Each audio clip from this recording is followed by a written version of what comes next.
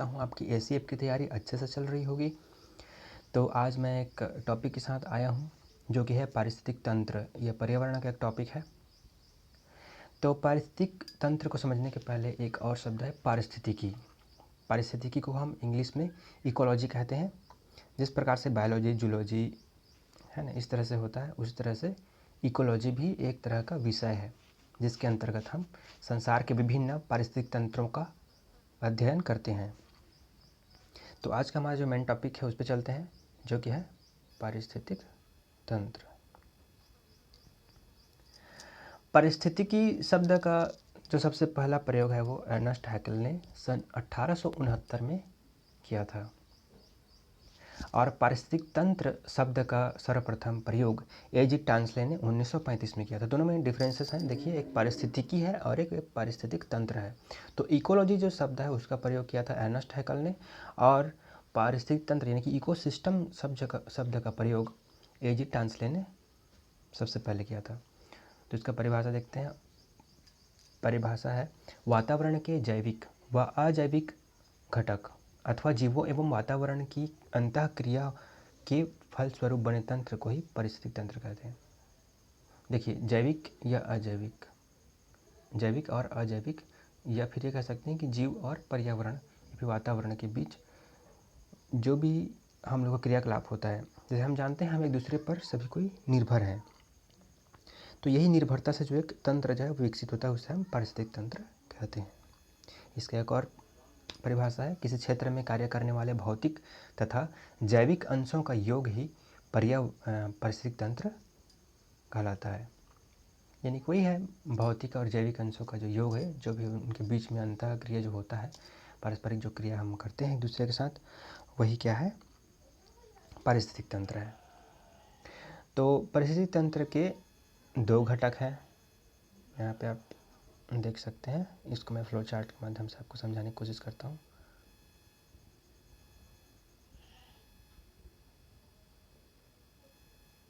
ये देखिए, जैविक घटक और अजैविक घटक। तो सबसे पहले हम देखेंगे जैविक घटक। किसी भी परिस्थिति तंत्र में जैविक घटकों को पोषण के आधार पर निम्नलिखित भागों में बांटा गया है। पहला है उत्पादक, दूसरा है उपभोक्ता, तीसरा है अपघटक। उस तरह से उपभोक्ता को 4 भागों में बांटा गया है। प्राथमिक उपभोक्ता, द्वितीयक उपभोक्ता और तृतीयक उपभोक्ता, और एक चौथा है सर्वहारी भी हम रख सकते हैं। उसी तरह से अजैविक घटकों को देखते हैं हम। परिस्थिति तंत्र के अजैविक घटकों को निम्न प्रकार से वर्गीकृत किया गया है। देखिए क्या है, जलवायु कारक है, अकार्बनिक पदार्थ हैं और मृदा है। सबसे पहले हम अजैविक घटक को पहले देख लेते हैं। इसमें आपका पहला है जलवायु। जलवायु के अंतर्गत जल, ताप, प्रकाश आदि कारक आते हैं। जल, हमने अक्सर कहते हुए सुना है कि जल ही जीवन है, और यह बिल्कुल सही भी है। जीवों के लगभग 70 से 80% भाग जल से बने होते हैं। जीवों में तथा पादपों में परिवहन संबंधित कार्य जल द्वारा ही किए जाते हैं। उसी प्रकार से ताप, बीजों के अंकुरण तथा वृद्धि से संबंधित कई महत्वपूर्ण कार्य निश्चित ताप पर ही होते हैं। उसी प्रकार से प्रकाश भी है। प्रकाश के द्वारा ही पौधे प्रकाश संश्लेषण की क्रिया करते हैं और अपना भोजन बनाते हैं। प्रकाश संश्लेषण बेसिकली होता क्या है कि वो सौर ऊर्जा को रासायनिक ऊर्जा में परिवर्तित करते हैं। ठीक है, तो ये तो हो गए जलवायु के कारक। अब हम देखते हैं मृदा। मृदा में मिट्टी में पाए जाने वाली जो ह्यूमस होते हैं, जिसमें कार्बनिक पदार्थ भी होते हैं, वो सब इसके अंतर्गत आ जाते हैं। अब हम देखते हैं अकार्बनिक पदार्थ। अकार्बनिक पदार्थ के अंतर्गत नाइट्रोजन, कैल्शियम, गंधक आदि विभिन्न अकार्बनिक तत्व जो होते हैं, जितना भी हमारे पीरियोडिक टेबल में हम देखते हैं अकार्बनिक पदार्थ, वो सब उसमें आ जाते हैं, जिनका वो जीवों में चक्रीय उपभोग होता है। चक्रीय उपभोग मतलब कि देखिए क्या करते हैं, पेड़ पौधे जो है उस मिनरल्स के द्वारा सूर्य प्रकाश से उसको कार्बनिक रसायन में उसको परिवर्तित करते हैं। उसके पश्चात उससे ऊर्जा का निर्माण करते हैं। तो इस प्रकार से पौधे सौर ऊर्जा को रासायनिक ऊर्जा में परिवर्तित करके अपना भोजन बनाते हैं। अब हम देखते हैं जैविक घटक। जैविक घटक में सबसे पहले उत्पादक। उत्पादक वर्ग के अंतर्गत सूर्य के प्रकाश से ऊर्जा ग्रहण कर प्रकाश संश्लेषण की क्रिया द्वारा अपना भोजन स्वयं बनाने वाली जीव इसके अंतर्गत आते हैं। उदाहरण के लिए पेड़, पौधे, घास। यहाँ पे आप डायग्राम में देख सकते हैं।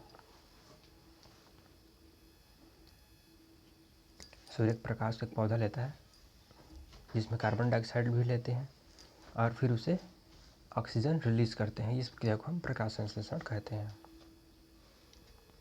अब हम देखते हैं उत्पादक के बाद उपभोक्ता, क्योंकि उत्पादकों को उपभोग कौन करता है? उपभोक्ता करता है। तो सबसे पहले हम देखेंगे प्राथमिक उपभोक्ता।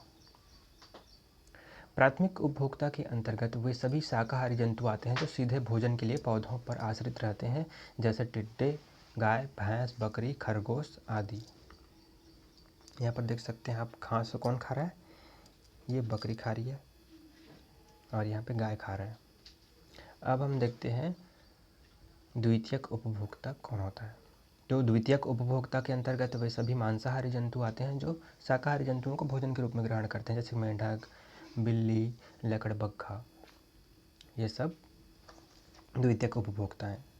अब द्वितीयक उपभोक्ता को जो ग्रहण करता है भोजन के रूप में, उसे हम तृतीयक उपभोक्ता कहते हैं, या फिर इसे हम सर्वोच्च मांसाहारी भी कहते हैं। इसमें जैसे कि आपका सर्प है, गिद्ध है, ये सब आते हैं जो कि मेंढक वगैरह को भोजन के रूप में ग्रहण करते हैं।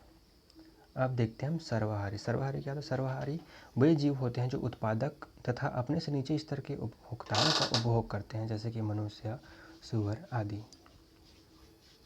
तो इस तरह से हमारा यह जो टॉपिक है वो समाप्त होता है। धन्यवाद। इसके बाद हम पढ़ेंगे परिस्थिति तंत्र के प्रकार।